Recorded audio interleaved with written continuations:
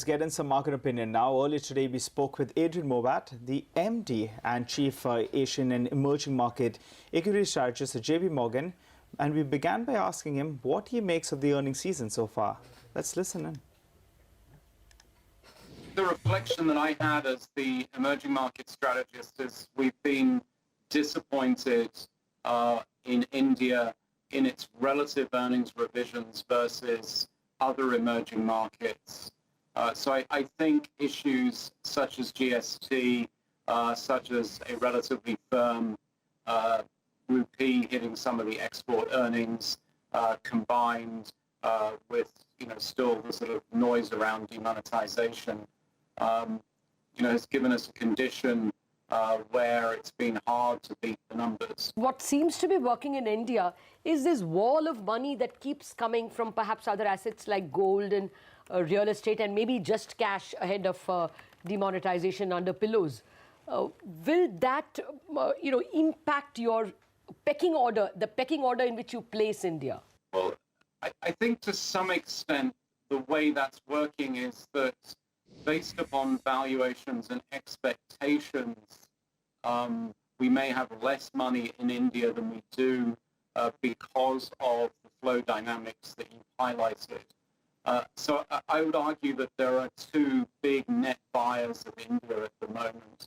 One is the domestic savings pool, because as fixed deposit rates have fallen, very little money is moving into real estate, confidence around precious metals is relatively low, then that is favoring equities as an asset class, which clearly has delivered pretty decent returns and good momentum. And we do know that retail does tend to follow momentum.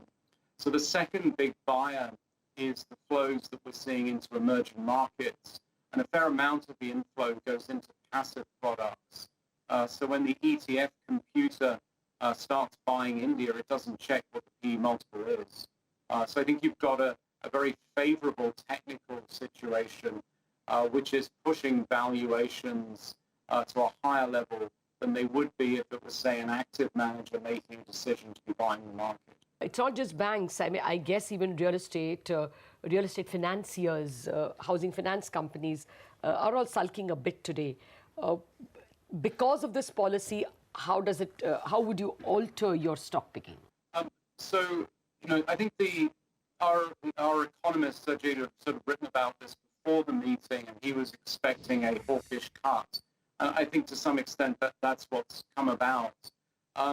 Central banks globally are struggling with this issue around inflation. There's been, statistically very significant undershoot of inflation versus forecasts across the world. And so central banks that thought that they would be on a normalization course are maybe having a little bit less confidence around that because they're not meeting their inflation targets. In parts of the emerging world, we are seeing inflation moving a bit lower. I think India possibly is a more extreme example in the Asian sphere in terms of inflation maybe undershooting forecasts. Now, if we think about the sort of central bank's conundrum here, the PMI for manufacturing in India was pretty weak, but that seemed to be explainable through GST. It is possible that you then get that weakness reversing and perhaps reversing and more. Welcome back.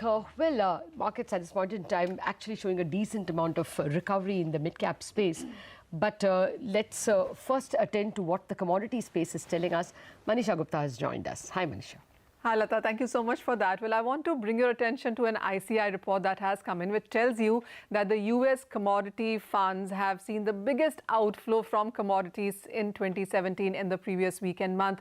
And this is happening even as you have seen many of these commodities actually see a bit of a turnaround. But most of these fund heads have talked about on how there is uncertainty in many of these commodities. And even as the gold prices have been trading higher, up by nearly 4% in last 1 month, there is this possibility that the way the equity equity funds have been doing, the kind of money that has flown in, perhaps a gold is something that may not see that one. And that is pretty much clear with the World Gold Council report that came in today, that the investment demand has gone down for gold, but it is the jewelry demand which still continues to be on the brighter side.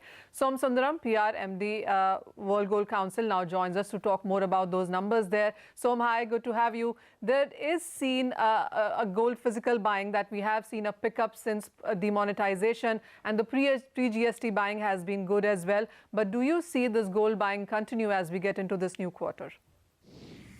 After the first quarter, where we saw a 15% growth, Akshaya Tritiya was a very good Akshaya Tritiya, because slowly after demonetization, remonetization happened. So there was a good Akshaya Tritiya, and then followed the pre-purchases in expectation of a GST.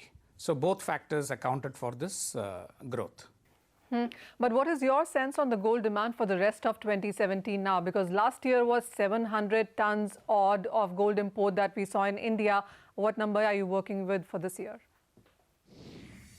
We think that the third and the fourth quarter will be better than the first half.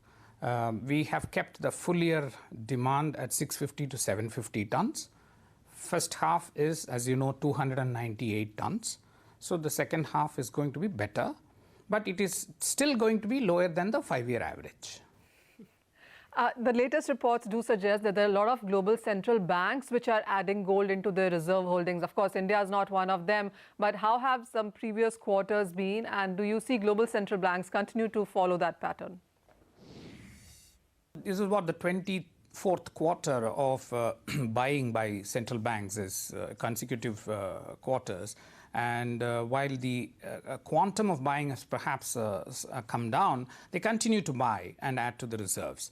And this quarter again, it is a 20% jump. Although it is totally 95 tons, it's a 20% jump. So it shows that, you know, central banks do have the buying programs still in place, and gold continues to play a very big role in the diversification of reserves.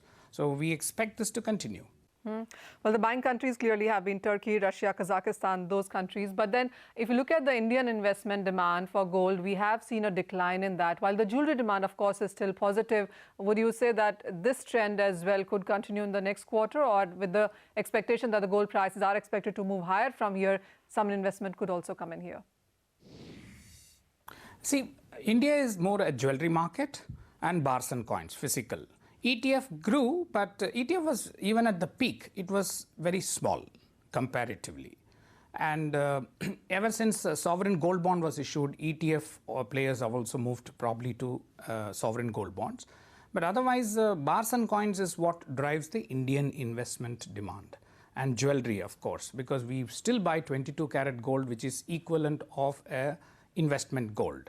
So Indian market is very different from the global markets here. It is physical, it requires 22 karat, and ETF plays a very small role here. All right, point taken, Mr. Somasundaram. Thank you very much for joining us.